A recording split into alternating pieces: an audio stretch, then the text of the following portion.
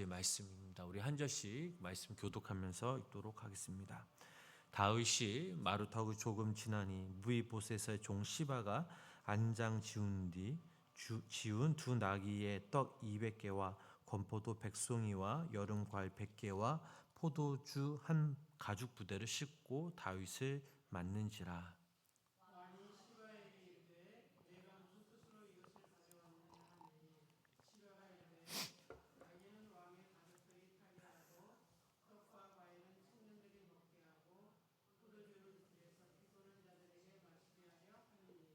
왕이 이르되 내 주인의 아들이 어디 있느냐 하니 시바가 왕께 아뢰되 예루살렘에 있는데 그가 말하기를 이스라엘 족속이 오늘 내 아버지의 나라를 내게 돌리리라 하나이다 하는지라.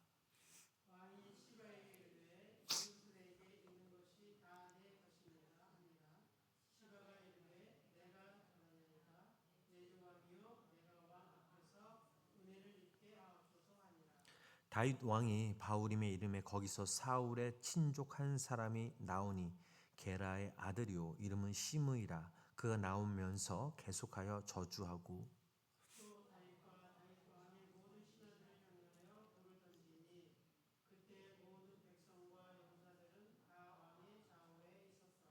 시므이가 저주하는 가운데 이와 같이 말하니라. 피를 흘린 자여 사악한 자여 가거라 가거라.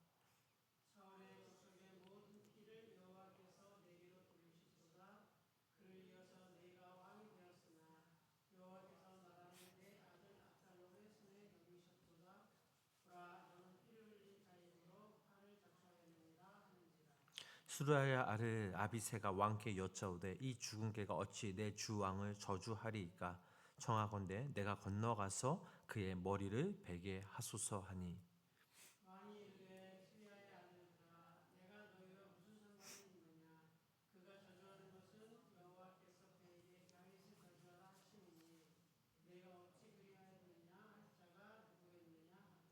또 다윗이 아비새와 모든 신하들에게 이르되 내 몸에서 난 아들도 내 생명을 해하려 하거든 하물며 이 베냐민 사람이랴 여호와께서 그에게 명령하신 것이니 그가 저주하게 버려두라.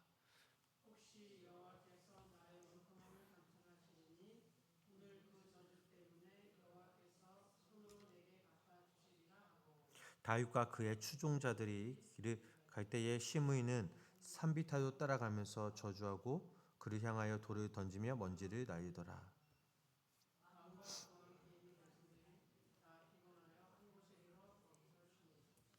압살롬과 모든 이스라엘 백성들이 예루살렘에 이르고 아히도베도 그와 함께 이른지라.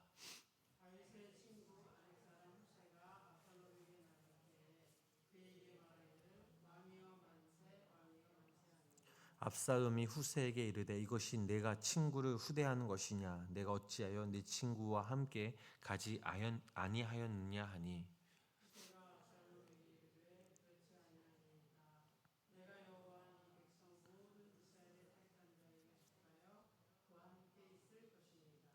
또 내가 이제 누구를 섬기리까 그의 아들이 아니니까 내가 전에 왕의 아버지를 섬긴 것 같이 왕을 섬기리이다 하니라.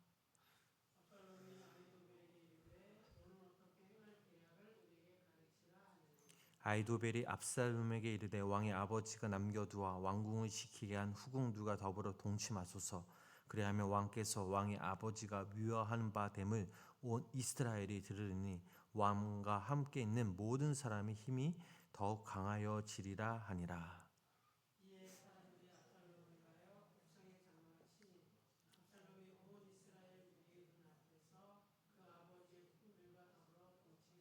함께 읽겠습니다. 그때에 아히도벨이 베푸는 계략은 사람이 하나님께 물어서 받은 말씀과 같은 것이라. 아히도벨의 모든 계략은 다윗에게나 압살롬에게나 그와 같이 여겨졌더라. 아멘. 오늘도 이 새벽 하나님의 크신 은혜와 사랑이 성도님들 삶 가운데 함께 하시기를 주님의 이름으로 간절히 축원합니다. 오늘 본문 말씀에는 아주 대조적인 두 사람이 나오죠. 한 사람은 하나님 앞에서 자신을 낮추는 다윗이고 또 한 사람은 죄를 끊지 못하고 더 깊이 들어가는 압살롬입니다. 겉으로 보면 압살롬이 더 강해 보이죠. 예루살렘에 들어왔고 자리를 잡은 것처럼 보입니다. 반대로 다윗은 왕궁을 떠나 쫓기듯 길을 걸어갑니다. 초라해 보이고 실패한 것처럼 보입니다. 그런데 성경은 분명히 보여줍니다. 하나님 앞에 진짜 무너진 사람은 다윗이 아니라 압살롬이라는 사실을. 우리의 삶도 그렇죠. 겉으로는 누가 더 잘 되는 것 같고 누가 더 힘이 있어 보이는 것 같은 때가 있습니다. 그러나 하나님은 겉모습이 아니라 중심을 보시죠. 지금 중요한 것은 내가 어떤 형편에 있느냐보다 어떤 마음으로 하나님 앞에 서 있느냐라는 것입니다. 그리고 오늘 본문 말씀을 통해 주님은 우리들에게 물으십니다. 너는 제 사슬을 끊으려는 사람이냐? 아니면 제 고리를 계속 이어가는 사람이냐? 이 질문 앞에 우리 성도님들이 또 제가 정직하게 서기를 주님의 이름으로 축복합니다. 첫 번째로 억울함 속에서도 하나님 앞에 자신을 낮춘 다윗의 모습을 우리는 본문 말씀을 통해 볼 수 있습니다. 먼저 본문 앞부분을 보면 다윗은 도망가는 길 위에 있습니다. 아들 압살롬의 반역으로 인해 예루살렘을 떠나야만 했습니다. 그 길 자체도 고통인데 거기에 시므이의 저주까지 더해집니다. 시므이는 다윗을 따라오며 돌을 던지고 먼지를 날고 심한 말로 저주하죠. 이것은 단순한 비판이 아니라 조롱이고 모욕입니다. 게다가 그 말은 옳지 않았습니다. 편협했고 부당했습니다. 누구라도 이 상황이라면 마음이 크게 흔들렸을 것입니다. 내가 왜 저런 말을 들어야 하지? 지금 저 사람을 당장 멈춰야 하는 거 아닌가? 이런 생각이 드는 것이 어찌 보면 너무나 자연스럽습니다. 그래서 아비새가 말하죠. 저 사람을 그냥 두면 안 됩니다. 내가 가서 저 사람의 머리를 베겠습니다. 어떻게 보면 아주 속 시원한 말이죠. 억울한 일을 당한 사람 곁에서 대신 분노해 주는 것처럼 보이기 때문입니다. 그런데 다윗의 반응은 아주 뜻밖이죠. 다윗은 그를 막지 말라고 말합니다. 왜냐하면 다윗이 이 일을 단순히 시므이라는 한 사람의 악한 말로만 보지 않았기 때문이죠. 그는 그 상황 너머에서 하나님의 손을 보았습니다. 물론 이것이 시므이의 행동이 옳았다라는 뜻은 아니죠. 악한 말은 여전히 악한 말이죠. 그러나 다윗은 그 부당함 속에서도 먼저 하나님 앞에 자신을 세웁니다. 다윗은 말하죠. 하나님께서 이 일을 허락하실 수 있다라는 것입니다. 즉 자기 인생에 닥친 고난 속에서 지금 하나님께서 나를 다루고 계신 것은 아닐까, 이렇게 자신을 돌아본 것입니다. 바로 여기에 다윗의 믿음이 있습니다. 다윗의 위대함은 단지 골리앗을 쓰러뜨린 용기만이 아니죠. 전쟁에서의 승리만도 아니었습니다. 억울한 순간에도 하나님 앞에서 자신을 낮출 줄 아는 것, 이것이 바로 다윗의 믿음이었고 또 위대함입니다. 사실 다윗은 자신의 죄로 인해 큰 아픔을 남긴 사람이죠. 밧세바 사건과 우리아 사건의 그 이후 그의 가정과 삶에는 죄의 쓰라린 결과가 이어졌습니다. 그래서 다윗은 지금 당하는 일을 보면서 단지 억울하다라고만 말하지 않았습니다. 오히려 하나님이 이 시간에도 나를 다루고 계시는군요 라고 하며 그 상황을 받아들였습니다. 그리고 이것이 바로 회개의 사람의 모습이기도 합니다. 우리도 살면서 심의 같은 사람을 만날 때가 분명 있죠. 내 사정을 다 알지도 못하면서 함부로 말하는 사람, 내가 힘들 때 나를 더 깊이 찌르는 사람, 또 나를 비난하는 그 사람을 만날 수가 있습니다. 그때 우리는 대개 두 가지로 반응을 하죠. 하나는 즉시 맞서 싸우는 것이고, 다른 하나는 마음의 분노를 오래 품는 것입니다. 그런데 다윗은 전혀 다른 길을 우리들에게 보여줍니다. 사람보다, 그 환경보다 하나님 앞에 먼저 서는 길입니다. 저 사람이 왜 저럴까? 나를 왜 이렇게 싫어하고 나를 왜 이렇게 비난할까에 머무르지 않고, 하나님께서 이 시간들을 통해 내게 무엇을 말씀하시는가를 먼저 묻는 것이죠. 이것이 바로 믿음입니다. 물론 이 일은 절대로 쉬운 일이 아닙니다. 억울함을 참는 것은 아프고 부당함을 견디는 것은 너무나 어렵습니다. 그러나 바로 그 자리에서 하나님은 우리의 교만을 꺾으시고 우리의 영혼을 더 깊게 부드럽게 만져주십니다. 그래서 성도님 여러분, 진짜 하나님 앞에 자유로운 사람은 자기 감정대로 즉시 반응하는 사람이 아니죠. 자존심이 상할 때마다 폭발하는 사람이 강한 사람도 아닙니다. 하나님 앞에서 자신의 마음과 생각을 내려놓을 수 있는 사람이 진짜 자유로운 사람이죠. 우리도 이런 은혜를 구해야 될 줄 믿습니다. 억울해도 죄로 반응하지 않게 하시고, 상처받아도 더 큰 상처를 만들지 않게 하시고, 사람에게 보복하기보단 우리가 그 상황을, 그 형편을, 그리고 나의 마음을 하나님께 맡기게 해달라고 우리는 기도해야 될 줄 믿습니다. 사람을 이기는 것이 능력이 아니라 내 마음을 하나님께 맡기며 다스리는 것이 참된 능력이라는 사실을 우리는 기억해야 될 줄 믿습니다. 두 번째로, 죄를 끊지 못하고 더 깊이 들어간 압살롬의 모습을 볼 수 있습니다. 이제 본문 후반부로 가면 그 장면이 예루살렘으로 바뀝니다. 압살롬은 예루살렘에 들어왔고 겉으로는 성공한 사람처럼 보입니다. 왕궁에 앉았고 권세를 잡은 것처럼 보입니다. 그러나 영적으로 보면 그는 가장 위험한 그 자리에 서 있습니다.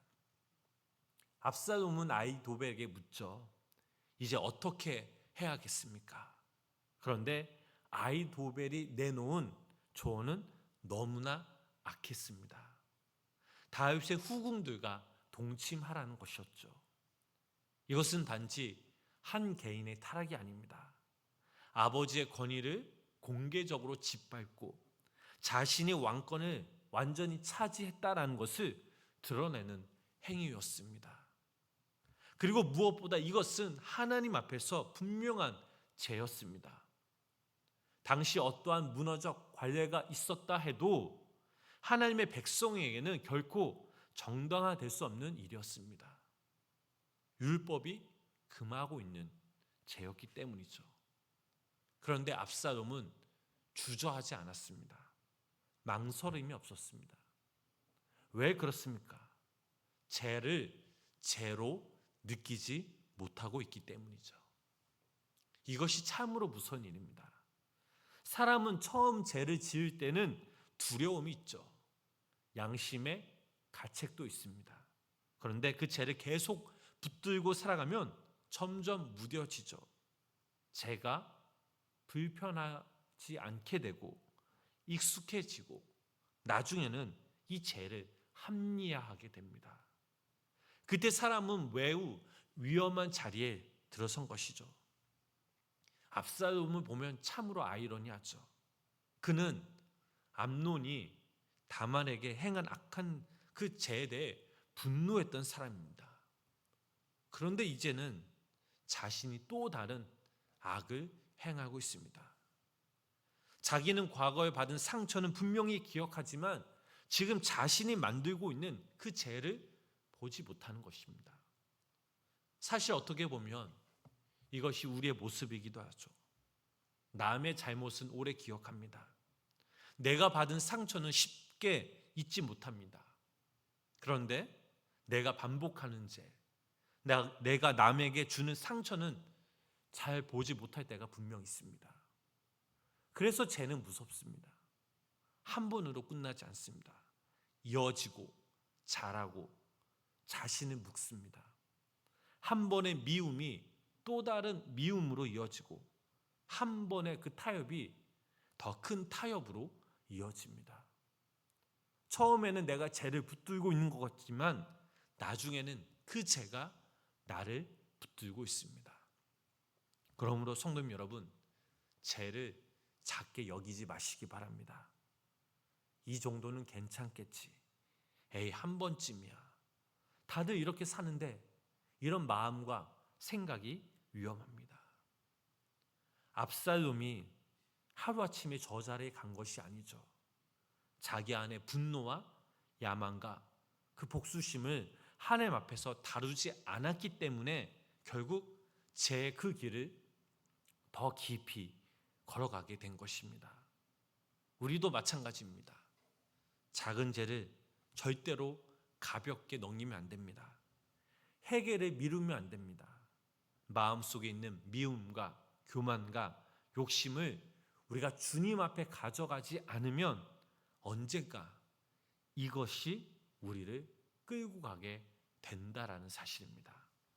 마지막으로 회개는 제 사실을 끊는 은혜의 시작입니다. 오늘 본문 말씀에 두 길이 나오죠. 다윗의 길과 압살롬의 길이 나옵니다. 다윗도 완전한 사람이 아니었습니다. 큰 죄를 지은 사람이었죠. 그러나 그는 죄 앞에서 자신을 낮출 줄 아는 사람이었습니다. 반면 압살롬은 자신을 높이며 그 죄를 계속 붙들었습니다. 두 사람의 차이는 죄를 지었느냐, 지지 않았느냐에만 있지 않고 더 중요한 차이는 그 죄를 어떻게 대했느냐에 달려 있었습니다. 다윗은 자신의 죄 앞에 회개했습니다. 그러나 압살롬은 죄를 품고 밀고 나갔죠. 결국 두 사람의 결말은 달라집니다. 다윗은 고난의 시간이 지나지만 하나님의 긍휼과 회복을 경험하죠. 압살롬은 잠시 높아지는 것 같았지만 결국 무너졌습니다. 여기서 우리가 붙들어야 할 복음이 있습니다. 하나님은 완벽한 사람을 찾으시는 것이 아니라는 사실이죠. 회개하며 하나님께 돌아오는 그 사람을, 그 영혼을 붙드십니다. 넘어진 적이 없는 사람이 아니라 넘어진 자리에서 다시금 하나님께 엎드리는 사람이죠.